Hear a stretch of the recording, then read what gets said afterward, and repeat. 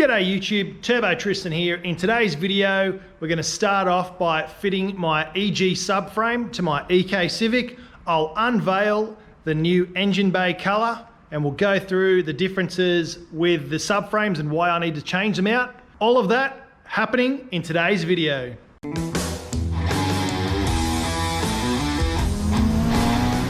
Welcome back to the channel. It's been around a week since my last proper video. Hope you enjoyed the airbag explosion. It was a bit of a surprise to myself and my missus, as you'll see with her reaction. But today we will be swapping out the subframes. Now down here on the ground I have my original OG EK subframe. And yes, it's absolutely covered in the old pink paint that I stripped out from the bay.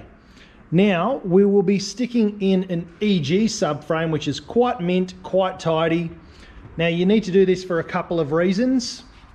The overall thickness and diameter there really restricts the size of exhaust or headers or turbo or anything that you can use. It's quite fat and beefy there and doesn't allow a lot of room for the exhaust to come through. This one much narrower across here, and then also hard to lift up by myself with one hand, but quite a lot more room for fitting the exhaust in. And we want a big exhaust, seeing as though we're going a big turbo. Now you have to replace everything: the steering rack, the sway bar, the tie rod ends or rack ends, everything is replaced. I've got some brand new ones that were on my EK. I'm going to keep those. Take these ones off, although they do look like they're in pretty good nick. I also had to grab a set of narrow forks for the thinner control arm. They're much fatter on the EK, as you can see there. Also, if anybody wants some EK front LCAs that accept a sway bar, hit me up. Those ones you definitely need. They're the same as EK4 or Civic sedan, and they have the little points there for the sway bars. I'm also going to attempt in the future, probably not this episode because I've got heaps and heaps to do, try and work out a way to run my EK sway bar that's the white line upgraded one, as opposed to the factory tiny little front sway bar that's on the EG.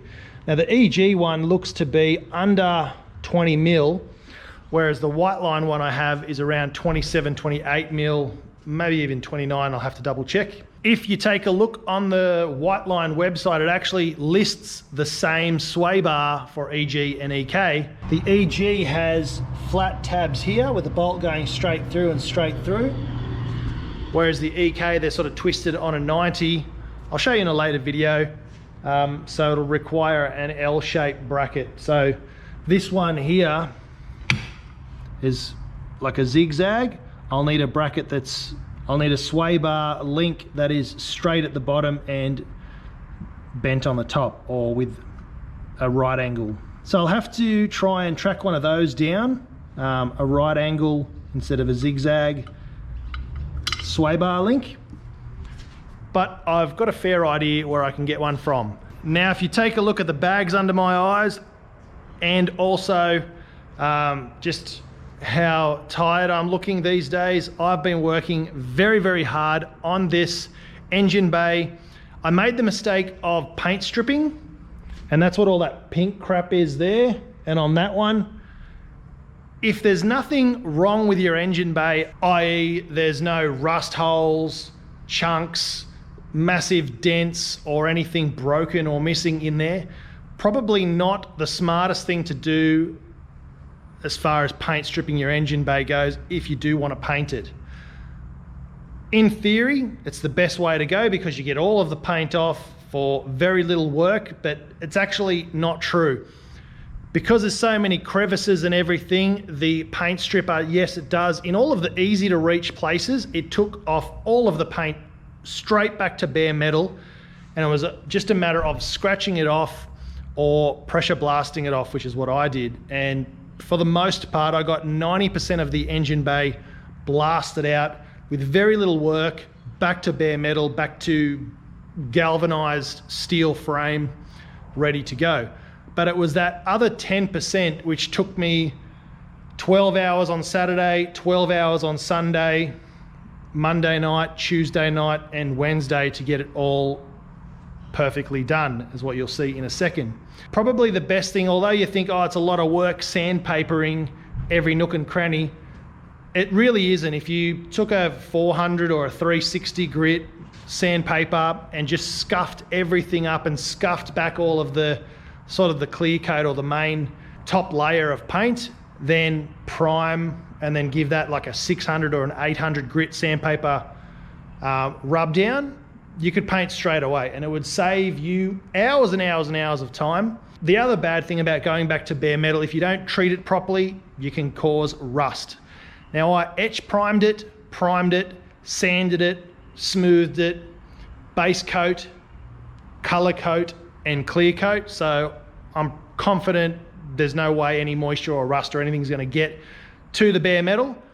But that's enough crapping on. Let's check out the paint job. Here it is here. Some of you probably already guessed because I did say it a number of times. Fluoro yellow.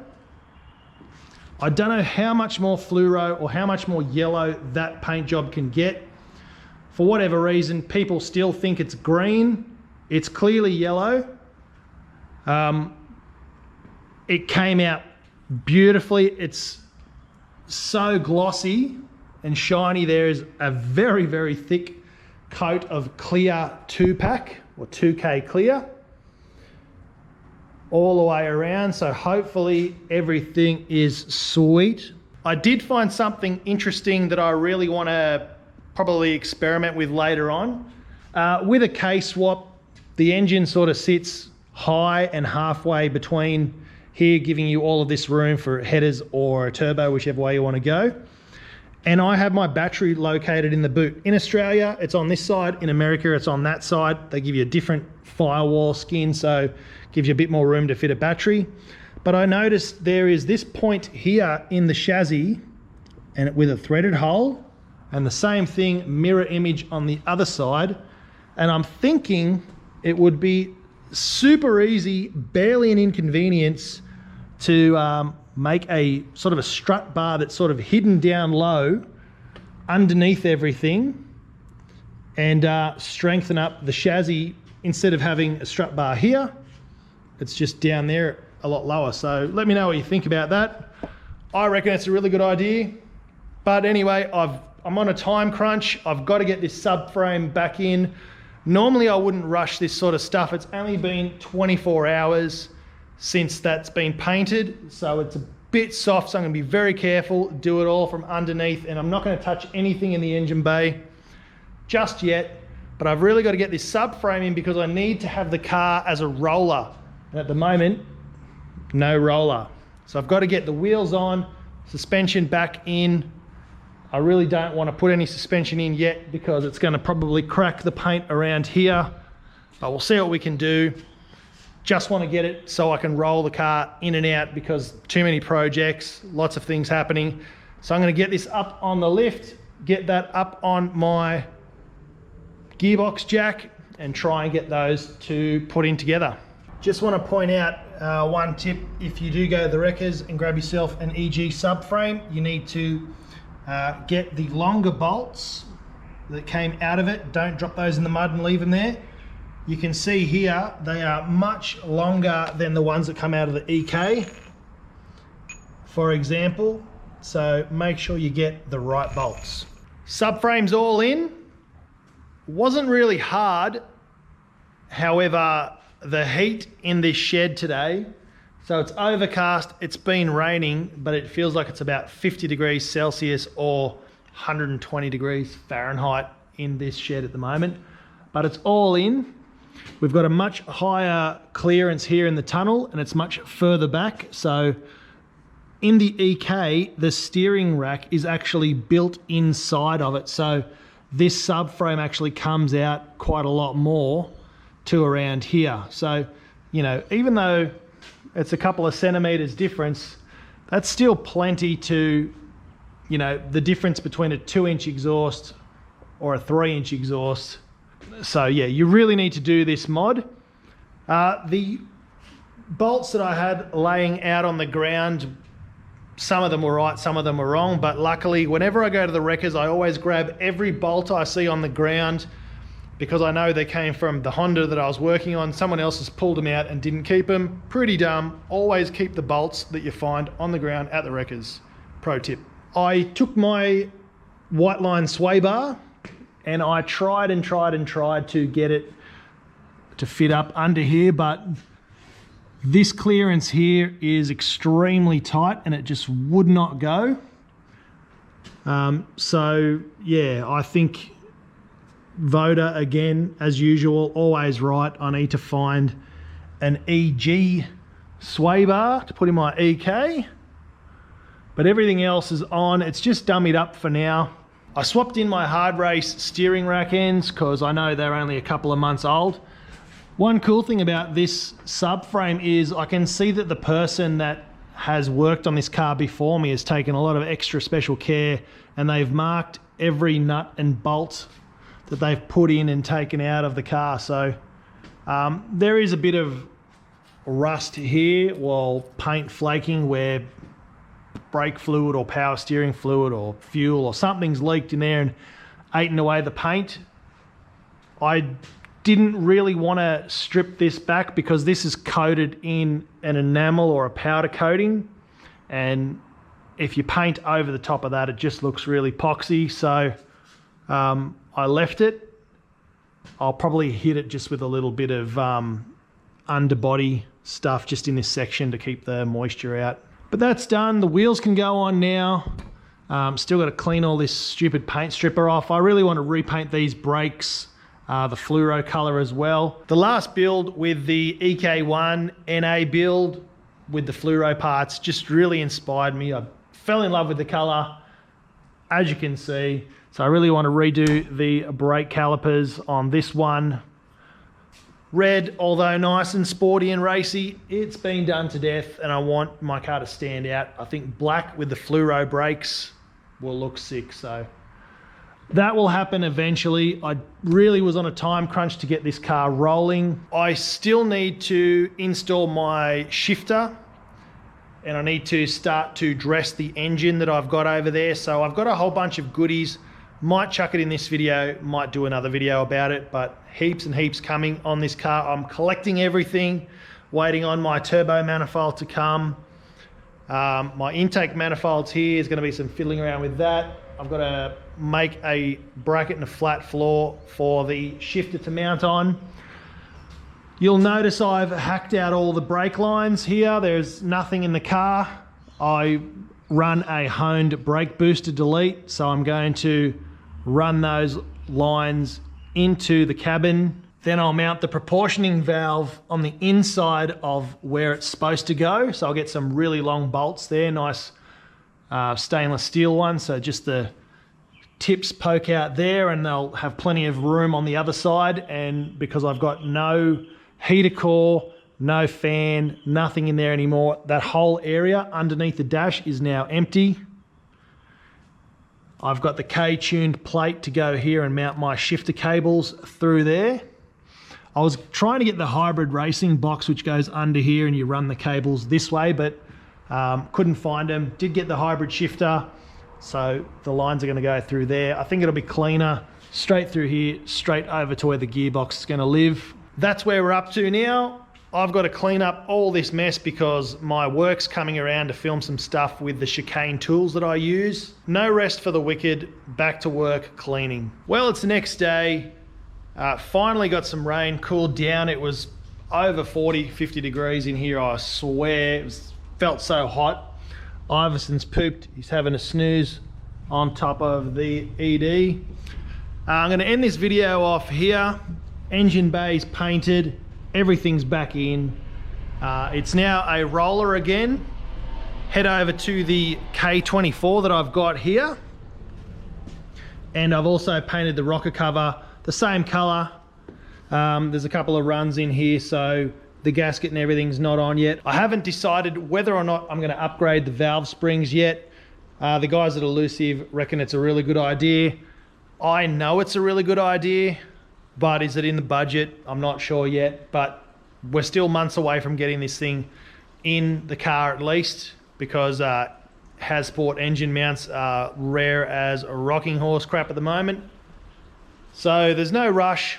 I'll just keep nestling away some money and I'll probably do that. And I was also recommended to change the oil pump, which again, something I knew about, but was trying to see if I can get away without doing it, but it does make sense. The oil pump is basically the heart of the engine, and if you have a bad oil pump, or if you have an oil pump that's not up to the task, then you're basically going to have a heart attack in your engine. So yeah, I'll replace that. They're pretty expensive and it's a bit of a muck around. I'm not sure if I have to change the sump or anything, but we've got time, so there's no massive rush. But yeah, let's take a look at the engine. A couple of questions for you guys. I am still running my power steering. Obviously no air conditioning, which lives down here. That's been deleted. Tell me what you think about the belt idea. Obviously this is the original belt, which is longer and would suit power steering. But I was thinking of running it around the crank, around the tensioner, over the power steering, down to the alternator, water pump, back to the crank. So I think it runs in this rotation, I'm not quite sure, but through there and back around, whoop, whoop, whoop, whoop, whoop, whoop, like that. Yeah, is that the right way? If anyone knows the exact belt size to run no aircon but keep the power steering with all the factory stuff, comment that down below please. You would help me out a lot. This belt is a 7PK 1750. I was thinking about going anywhere from a 1400 to a 1500 and everything in between until I get the size right, but if somebody knows, you'd be a lifesaver. On this engine, I've got a whole bunch of goodies ready to bolt on. There's a bit of a sneak preview, but that's going to come in the next video. I'm going to set up the manifold, explain my choice with that. We're going to fit up the fuel rail, the rocker cover breather, well, dummy it up anyway. We're also going to jump into the car and start assembling the engine bay. I've got to put back in the honed brake master cylinder delete, the S2000 clutch slave cylinder and master cylinder, well, master cylinder mainly. I've also got to do put the interior back together, put the hybrid racing short shifter in. Let me know what this thing is though. It's like a sensor or something that doesn't actually really do anything. Sort of breathes into this area, which breathed what looked like oil vapor, but this is a water outlet here, and then that sort of goes back somewhere, I don't know, on the engine. But we've got a port that goes through here to here, which is for water, and then we've got this oily section here, which is what comes out of there. So if anyone knows what that is, please let me know. But until next time, don't forget to spool up. See you in the next one. Cheers.